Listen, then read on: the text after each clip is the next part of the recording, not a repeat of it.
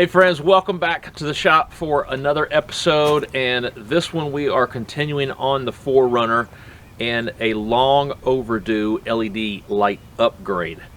What we're going to tackle today are these hatch lights.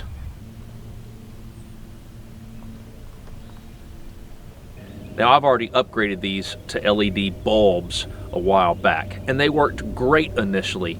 But then after the constant use of closing, opening, on the trails of getting shook around, they're just starting to have problems again. And instead of just replacing the bulbs one more time and spending the money on that, I decided to go ahead and upgrade it to a much better product that's actually going to work out better at nighttime when we're actually out camping and off the grid as such.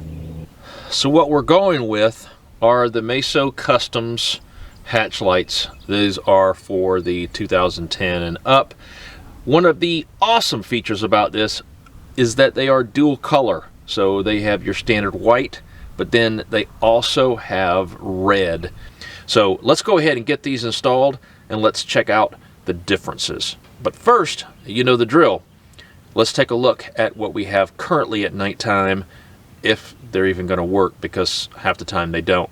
And then we'll have a comparison for the new products. Alright, here is one side of the old LED light. You can clearly tell that it does not go far enough into the back of the 4Runner. And it is also limited for reach. Alright, the only tools that we'll need for this install is just a small flat tip screwdriver and a small Phillips screwdriver.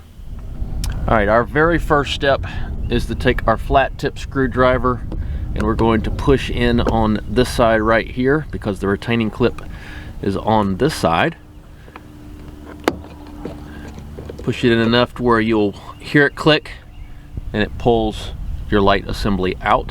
Then from there, on the other underside of the light will be one single clip for you to press in and then pull away. Now with the light assembly off, you have two tabs on the bottom and then two tabs on the top. Once again, we'll take our flat tip screwdriver and we're going to pry very gently where we don't break the cover and just slide it away from the tabs, and we'll flip it over and repeat.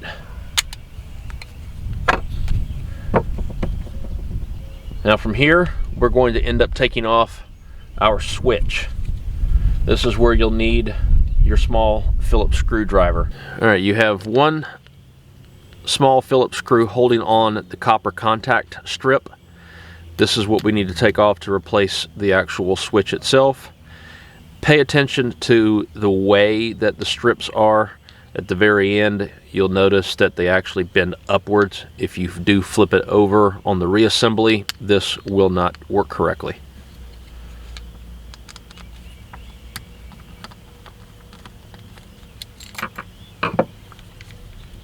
Now we're going to remove our gray strip and we're going to replace with our black strip for the new light. Slide it in place. Then we're going to go ahead and replace our copper contact strip.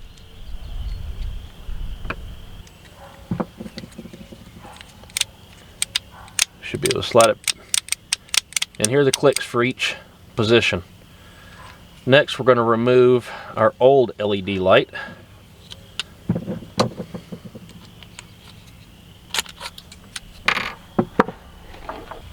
Then we're going to replace it with the contact for the new light. Typically, you have one contact that is very stiff and one that is very flexible. Go ahead and put the contact, the artificial bulb, in the stiff clip first, get it seated, and then you can move the other one to where it slides out of the way and you can go ahead and press it in. From here, we'll make sure we put the wire inside, tuck it away. We'll clip the top, flip it over, click the bottom, verify operation, and then we're going to go ahead and put it back. When reconnecting the wire to the light, it's only going to go in one way. Slide it in until you hear a click. Then the wiring end of the light will actually go in first, and then snap in the other side. All right, let's verify operation. White works, red works. Now let's see how they do at night. All right, here is the end result. Both lights on, and I'll show you the coverage that these lights have. Man, oh man, what a difference. Here we go with the red. Still quite a bit of coverage. This is going to work out great. And for the comparison with just one light on, here we go. It's pretty amazing, actually. All right, that's another small episode with huge results on the back end. And if you're a 4Runner owner considering upgrading all the lighting to LED, just a little bit of effort and time that it takes definitely pays off. So it is a must-do on your list of mods. So if this episode was of value to you and you're looking at lighting upgrades, be sure to smash that like button so we know that it's actually beneficial to each of you out there. And check out the rest of our 4Runner upgrade videos.